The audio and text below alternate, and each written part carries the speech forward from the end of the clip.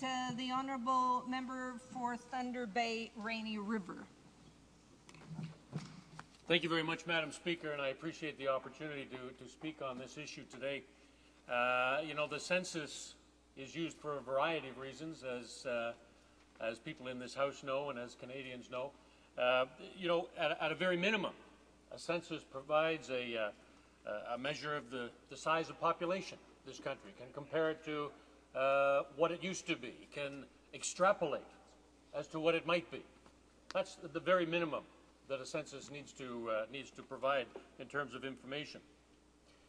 The long-form census goes a little bit further and, of course, helps this House and helps governments right across this country deciding on such things as the reapportioning of seats, for example, and in the provinces and territories, riding boundaries, you know, those sorts of things. There's another function that the census has. Now here right now, in fact, well, I'll speak about 2006. The mandatory, used to be mandatory, long-form census, asked for basic demographic information.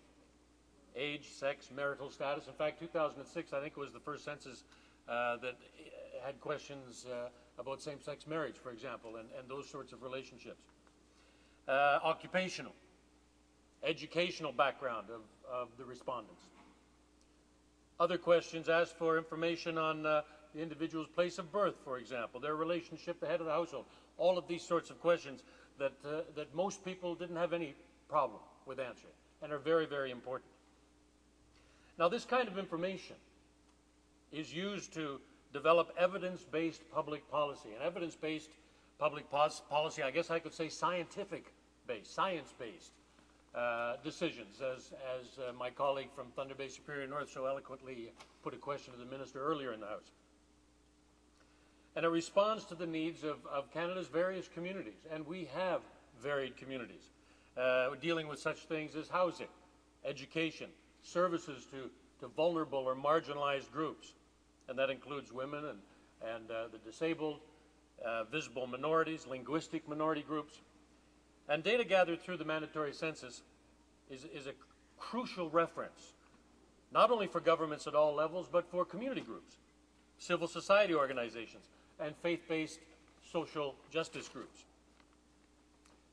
What we do know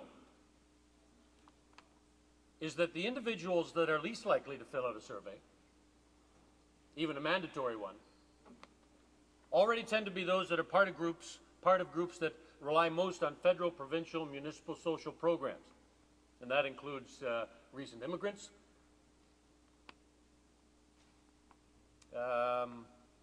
Aboriginal populations, and so on.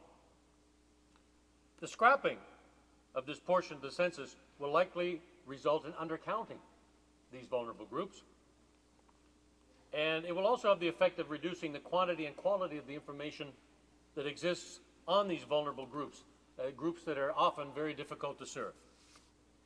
Now, I can't say it any better than in a letter I received this past week from Marlene Davidson, who is the president of the Atikokan Métis Council. And I'd like to read a few portions of her letter into the record. As a citizen of the Métis Nation of Ontario, I'd like to ask for your support and to help convince the Government of Canada to abandon its plans to eliminate the mandatory long-form census. The loss of the credibility of this data that is derived from the long-form sampling would be devastating to the Métis people and set us back to a time when governments ignored the Métis people in this country. As you know, the Métis population is a vital and important part of communities throughout Ontario. The government's decision to eliminate the mandatory long-form census will result in the loss of valuable data about the Métis in your riding and Métis in ridings from Ontario westward. There are several important reasons why this data is so important to the Métis people. Firstly, it is the only way that government actually attempts to capture information and learn about the Métis as a distinct Aboriginal group in Canada. The Métis are often referred to as the forgotten Aboriginal people, because for generations in this country, all levels of government denied our very existence and rights. In previous census, there was no place for individuals to identify as Métis. Government officials and politicians conveniently used this reality to support their flawed positions that rights-bearing Métis communities did not exist in Ontario, as well as throughout the rest of the Métis Nation. Since the advent of Section 35 of the Constitution Act, 1982, and the recognition and affirmation of Métis rights, along with the Métis Nation's ongoing work with Statistics Canada, we have slowly been reversing the trend of long-standing willful blindness to the Métis reality in Canada. Increasingly, we've been able to gather more accurate data on Métis populations, including important demographic indicators such as mobility, median age, and locations. We believe this makes Canada stronger because it assists Métis in being recognized and understood, instead of being ignored because governments cannot see a community with a recognized land base. This data has allowed the Métis Nation to educate government officials that we are another Aboriginal people that lives, uses, and occupies areas with other Canadians and First Nations.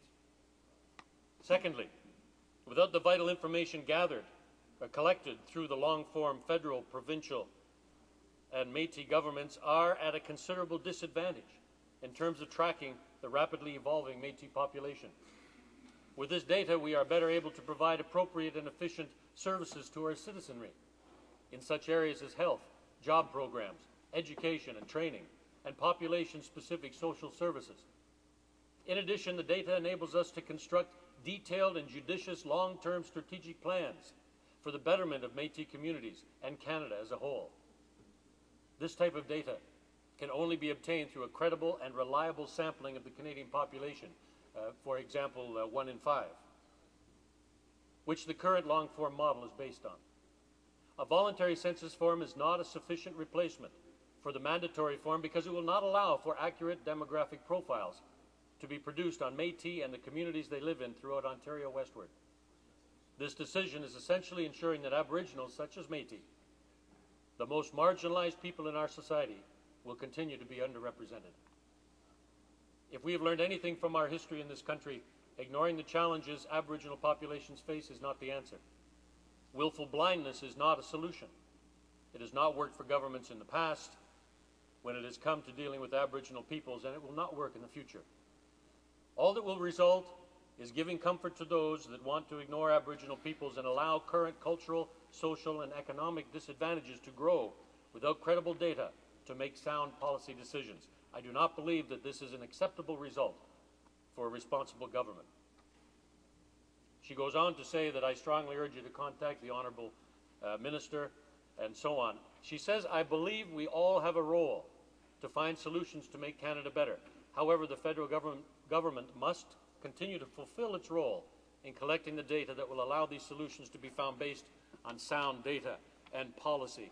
And again, that's from Marlene Davidson, who is the president of the Atikokan Métis Council. So, what are we calling for? What am I suggesting? Well, an immediate reversal of the government's changes to the mandatory long-form census.